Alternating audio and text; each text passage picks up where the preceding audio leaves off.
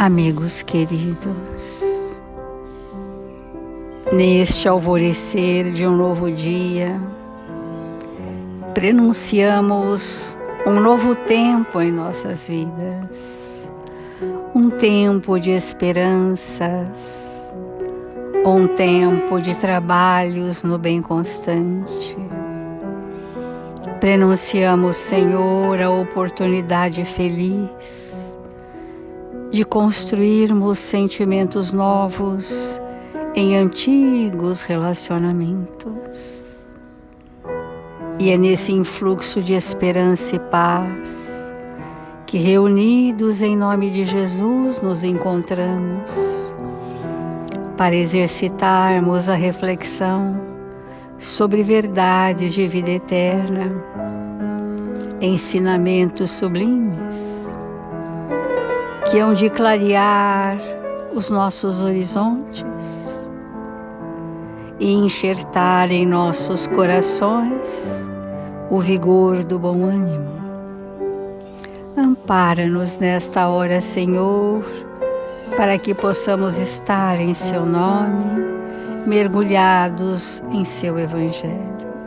Que os Espíritos amigos, responsáveis por este Evangelho, possam fazer de nós instrumentos dignos e úteis, onde quer que estejamos, hoje e sempre, e que assim seja, Senhor.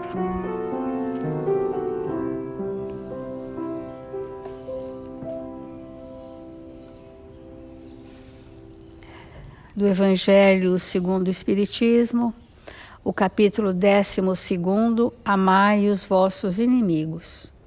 E nesse capítulo nós estamos no item: se alguém vos bate na face direita, apresentai-lhe também a outra. Ao orgulhoso, essa máxima parece uma covardia, porque não compreende que haja mais coragem em suportar o insulto do que em se vingar. E isso sempre por essa causa que faz com que a sua visão não se transporte além do presente. O próprio instinto de conservação é uma lei natural. Diz que não é preciso estender benevolamente o pescoço ao assassino. Não é se entregar ao outro para que seja ferido. Por essas palavras, portanto, Jesus não interditou a defesa, não proibiu a defesa, mas condenou a vingança. Em dizendo para apresentar uma face quando a outra foi batida, é dizer sob outra forma que não é preciso retribuir o mal com o mal, que o homem deve aceitar com humildade tudo o que tende a rebaixar-lhe o orgulho, que é mais glorioso para si ser ferido do que ferir, suportar pacientemente uma injustiça do que ele próprio cometer uma, que vale mais ser enganado do que ser enganador, ser arruinado do que arruinar os outros. Então esse trecho está mostrando para nós o que é dar a outra face. Nós podemos arregimentar defesas? Devemos. Porque se nós nos atiramos ao mal do outro, nós entramos na faixa vibratória doente do outro. Então, é legítima a nossa defesa? Sim, ela é legítima, necessária, e devemos pautar a nossa existência nas defesas de natureza moral, não comportamental. Não são as ações que vão neutralizar o mal do outro por nós. São as vibrações que podem ser até carreadas pelos comportamentos. Mas, em primeira instância, o que inibe o malfeitor de agir sobre nós é a diferença de potencial de sintonia. Ora, se a nossa vida na Terra, não é um momento de prece, se a nossa vida na Terra hoje estiver pautada em grandes responsabilidades para conosco e para com o próximo, e que essas responsabilidades possam ser regidas por uma moralidade, a moral cristã, nós estaremos necessariamente já construindo um estado vibratório diferente daquele em que nós mal saímos outrora, que se iguala àqueles que nos ofendem e nos caluniam. Por isso, me defender é promover um estado de ações e vibrações constantes, diferenciadas. Isso forma um anteparo vibratório, amigos, espetacular, onde aqueles que nos instigam ao mal não encontram ressonância para atuar, o que é absolutamente diferente da vingança. A vingança não é uma defesa. Porque se a vingança ainda é a lei de Talião, olho por olho, dente por dente. Quem com ferro fere, com ferro será ferido. Esta era próprio na época de Moisés, porque a nossa rebeldia ainda era mais intensa do que é hoje. E nós só encontrávamos limites no medo. A intimidação foi necessário para que nós pudéssemos interromper um estado muito agressivo e primitivo, né? Sem nenhuma regra, sem nenhuma regra de condução, né, da nossa moral. Foi necessário. Mas milênios se passaram. E nesses milênios temos aprendido com Jesus que o verdadeiro cristão, ele se defende pelas suas obras. E é disso que o Evangelho está falando, né? Que é mais importante, mais coragem em suportar o insulto do que se vingar. Suportar compreendendo, suportar perdoando, suportar com indulgência, suportar com benevolência, ou seja, o sentimento que aquela situação específica requer de nós. Isso que é a defesa moral importante, né? Então, nós ainda continuando sobre essa questão, trouxemos a lição de Emmanuel, né? Na cultura da paz, né? Sempre eu gosto de fazer essa lição, porque ela é de uma natureza muito prática, para a gente entender se nós estamos mesmo vivendo aquilo que nós já podemos viver. Porque o Evangelho de Jesus não sugere que a gente viva o que não seria da nossa esfera de ação, né? Mas sugere aquilo que já estamos no tempo de vivenciar. Então chama na cultura da paz, né?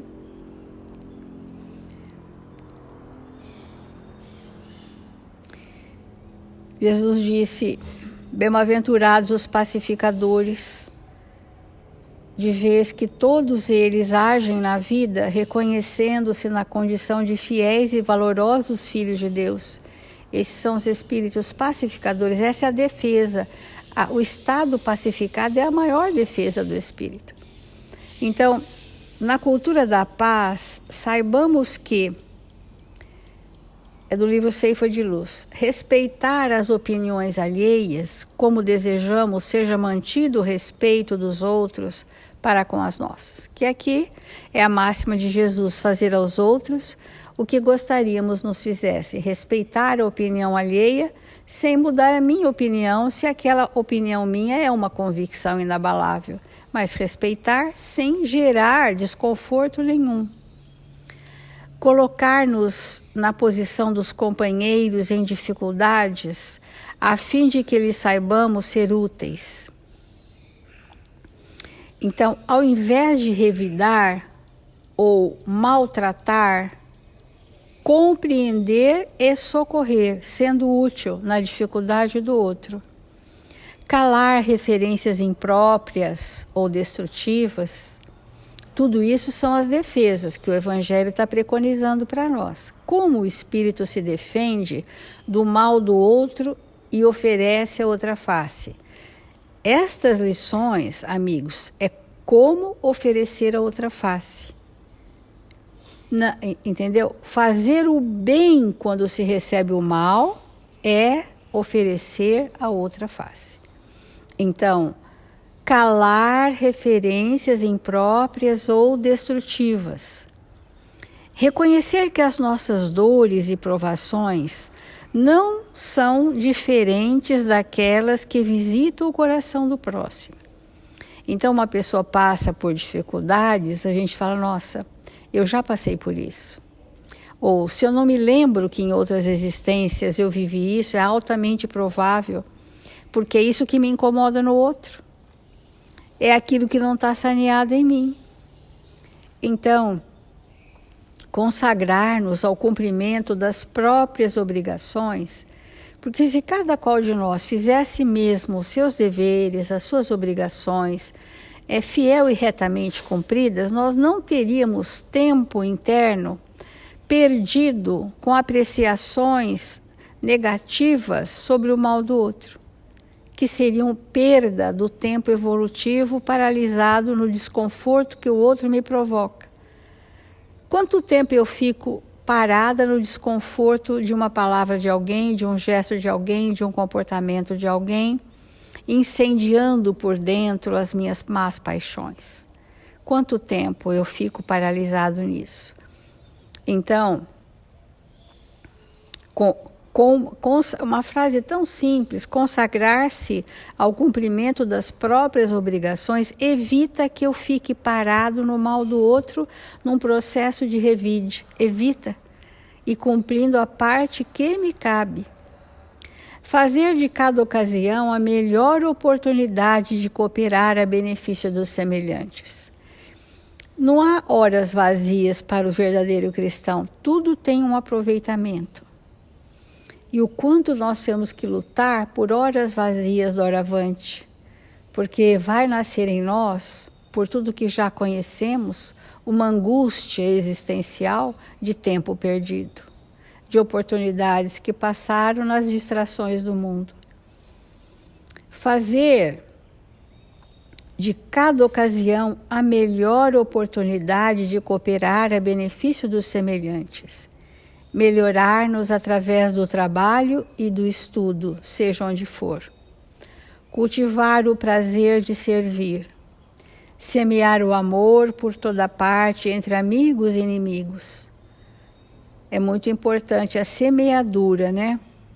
Eu estava outro dia conversando com os nossos evangelizadores, que às vezes a criança não responde a um processo, né, de evangelização de anos, e a gente tem que pensar assim, olha, não é perdido, não é em vão, a semente está lançada. Como Jesus lançou o seu pensamento sobre os nossos corações para despertar a nossa consciência, mas isso já tem 2000 anos e Ele nos aguarda. Então aquilo que está semeado, está inoculado naquele espírito, no tempo que ele tiver maturidade, vai florescer, vai germinar. Esse é o tempo da pacificação do espírito, né? Ter essa paz íntima de que às vezes não é no tempo que eu gostaria, mas é no tempo que ele pode, nas condições que ele traz. Temos feito um grande trabalho conosco sobre isso, né? Da expectativa que nós temos da melhoria do outro. Melhorar-nos através do trabalho e do estudo, seja onde for. Cultivar o prazer de servir, né? O prazer é um estado de felicidade, da oportunidade que nós temos de fazer algo por alguém, se é que podemos, né? Semear o amor por toda parte, entre amigos e inimigos, esse já é o ápice, né? O espírito que já ele construiu uma amorosidade por alguns para transpor para outros. Isso é a lição, né, do planejamento reencarnatório.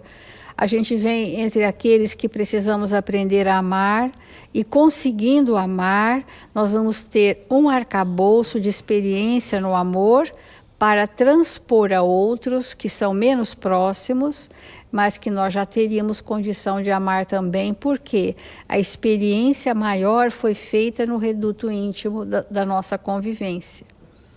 Semear o amor por toda parte entre amigos e inimigos, jamais duvidar da vitória do bem. Então, concluindo esse pensamento de Emmanuel, ele diz assim: buscando a consideração de pacificadores, guardemos a certeza de que a paz verdadeira não surge espontânea, de vez que é e será sempre fruto do esforço de cada um. Então, é uma lição, eu gosto dessas lições práticas que a gente pode refletir e já fazer ações no pensamento, ações nos sentimentos, para que isso possa traduzir para nós em aquisições espirituais. Então, vamos refletir.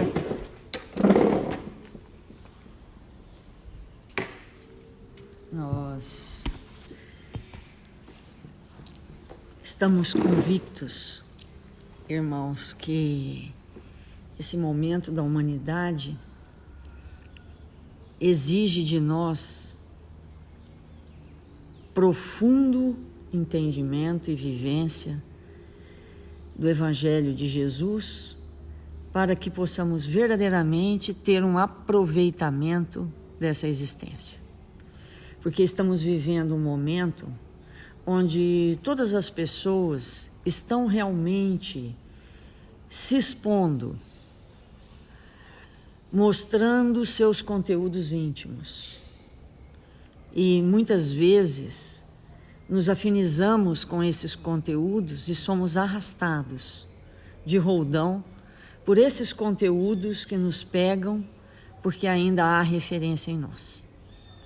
Então, nós estamos vivendo um momento muito delicado da humanidade, que sem essa estrutura do Evangelho para nortear os nossos passos, nossos pensamentos, nós vamos nos perder na noite escura dos conteúdos ainda não trabalhados à luz do Evangelho de Jesus.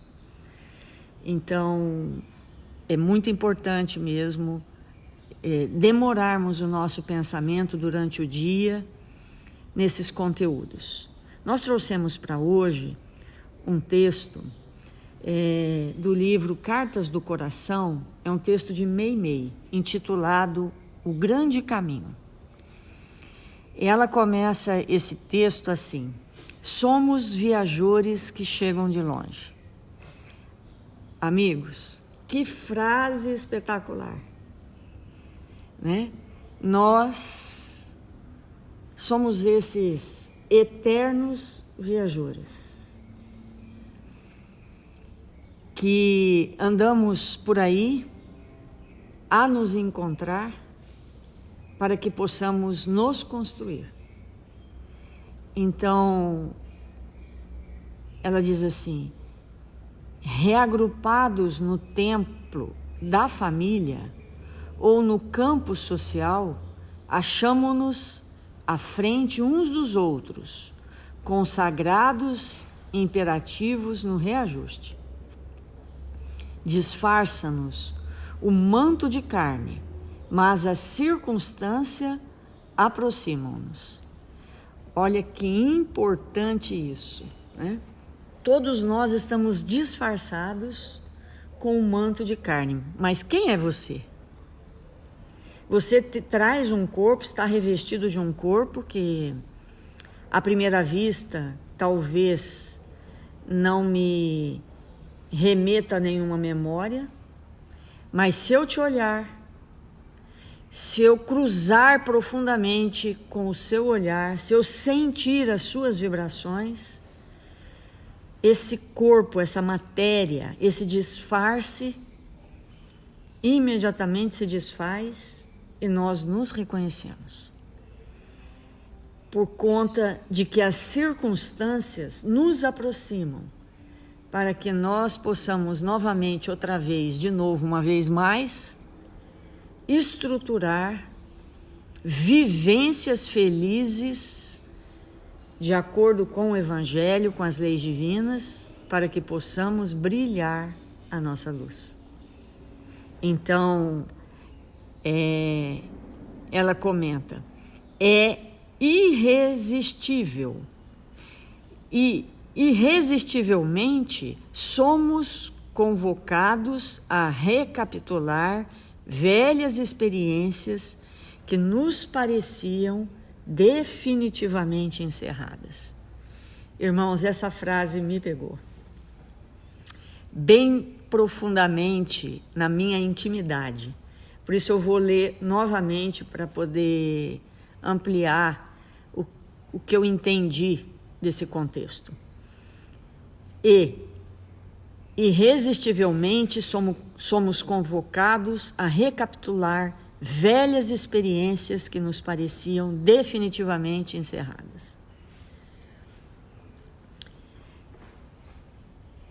Às vezes, nós olhamos para nós mesmos nesta existência e afirmamos: eu resolvi essa questão. Definitivamente resolvi essa questão. Porque quando nós olhamos as circunstâncias que estão ao nosso redor, nós olhamos para nós mesmos e afirmamos que a questão está resolvida. Mas Deus, nosso Pai, experimenta-nos de novo, outra vez, uma vez mais, em outras oportunidades, para que nós possamos averiguar se realmente estamos resolvidos quanto àquela questão íntima. Então, nós somos obrigados pela lei a recapitular velhas experiências. Então, às vezes, nós olhamos para uma pessoa e aquele espírito pode despertar em nós modos de sentir, pode despertar em nós emoções saudáveis ou corrompidas, como, por exemplo, a simpatia, ou o desprezo, ou a indiferença, ou o temor, ou a passionalidade, ou a alegria, ou o medo. Às vezes olhamos para uma pessoa e de imediato experimentamos algo desconfortável ou profundamente agradável. Isso nada mais do que significa que estamos sendo convidados a recapitular com estes espíritos experiências que nos constituíram e que precisam de reforço ou de renovação. Então, quantas pessoas destroem a sua existência ao encontrar alguém, desfazem um lar que foi secularmente planejado, iniciam um novo relacionamento, entram em situações extremamente dolorosas. Às vezes o relacionamento não prossegue porque não tem bases de uma estrutura reencarnatória e o espírito sofre,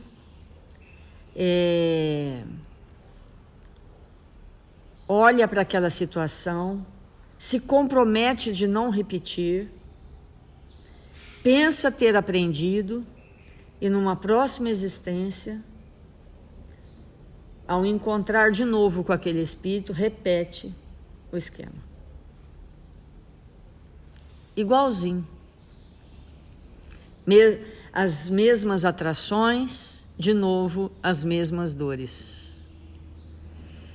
E ao repetir, de novo outra vez, uma nova situação, começa ali um profundo desafeto, porque agora está reforçado pela segunda vez.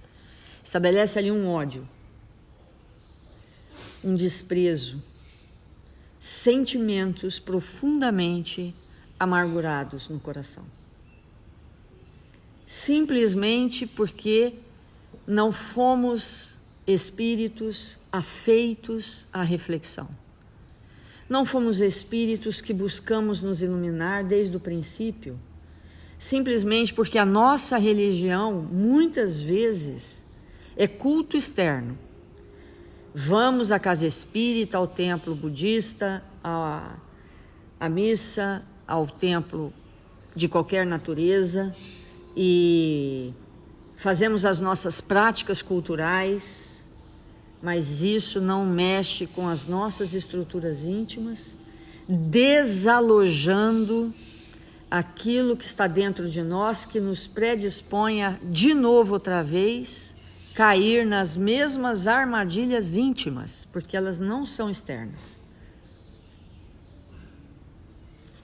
Porque é muito importante nós entendermos, quando nós falamos dos inimigos, que inimigos são esses? A doutrina espírita é farta de exemplos em nos mostrar que os grandes inimigos foram pseudos-amores. Pseudos amores, né? Enganos, que um dia chamamos de querido e de amor, mas por trás daquilo estava uma necessidade de satisfação íntima, de necessidades irreais. Então,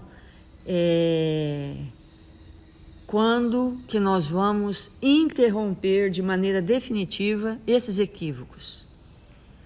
De sair por aí nos envolvendo com situações e circunstâncias que vão estabelecer em nossa intimidade relações de inimizade profundas, de ódio, de rancor, de mágoa, de desentendimento.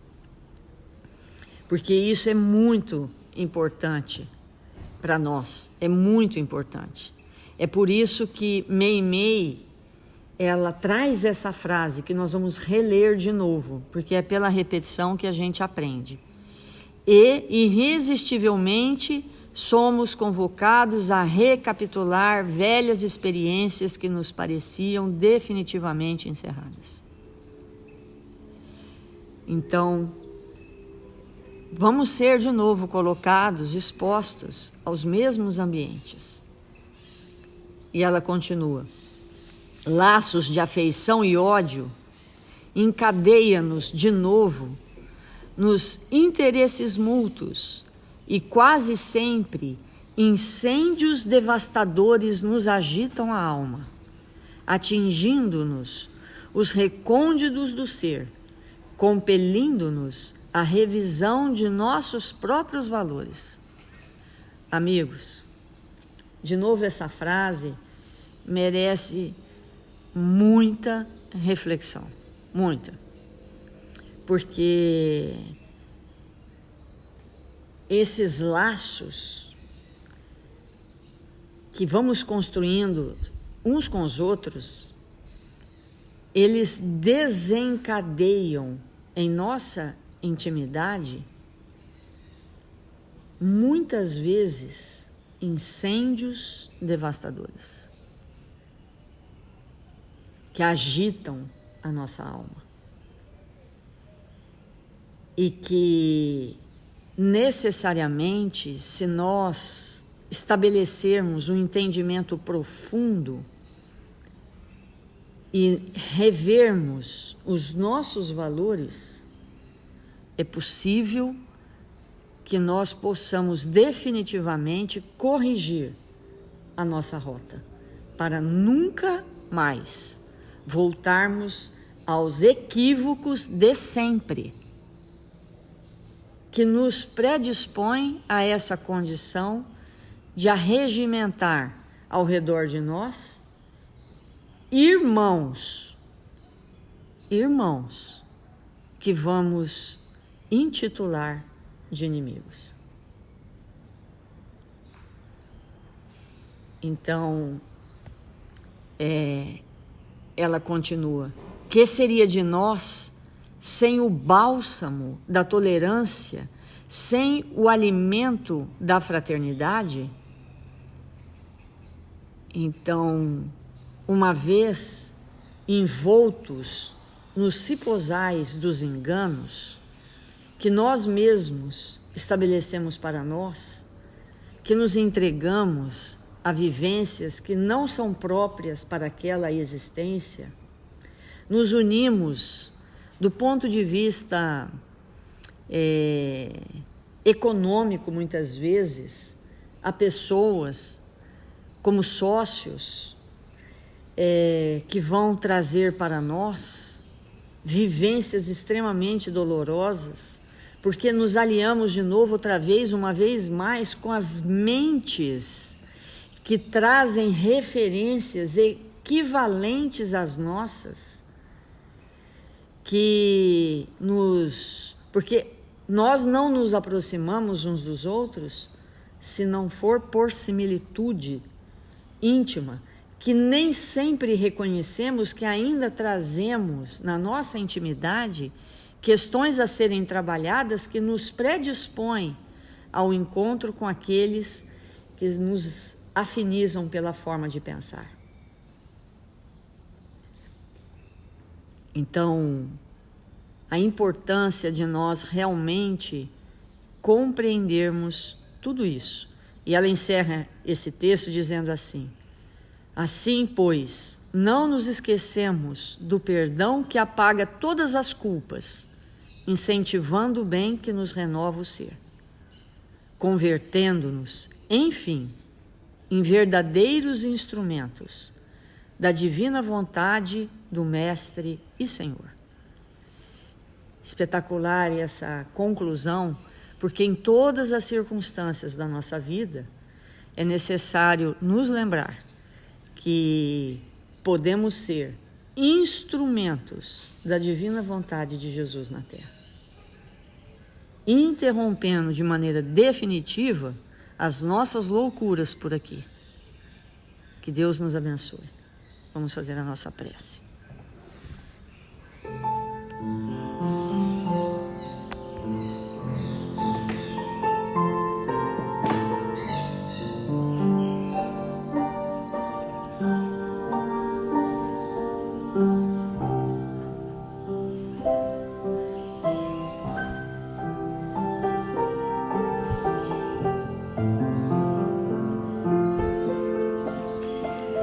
Deus, nosso Pai, Jesus, divino amigo,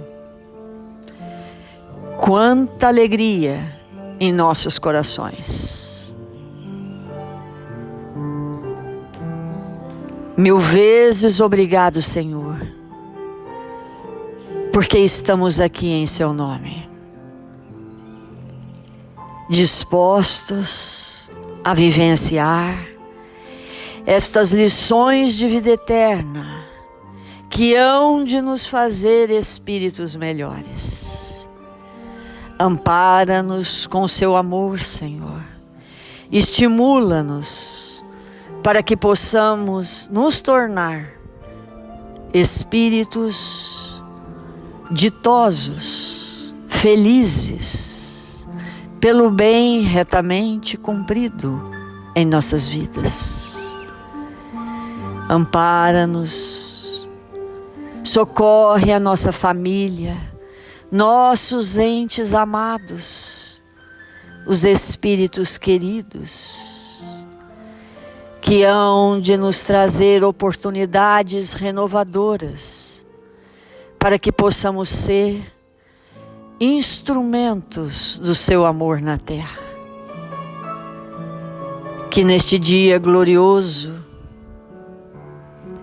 possamos nos lembrar de todos os nossos irmãos registrados nos cadernos de vibração da nossa casa. Que sejamos aqueles espíritos a orar uns pelos outros, nos unirmos em prece para nos mantermos em equilíbrio na terra. Que o Senhor possa nos envolver com o Seu amor. Ampara nossos irmãos registrados nos cadernos de vibração da nossa casa. Socorre-os nas suas necessidades mais íntimas. Coloca sobre eles suas mãos luminosas, convidando-os à alegria de viver. E nós outros, Senhor, que possamos estar cumprindo com as nossas tarefas, onde quer que nos encontremos, da melhor maneira, servindo sempre em Seu nome. Que o Senhor nos abençoe e nos fortaleça, hoje e sempre, que assim seja.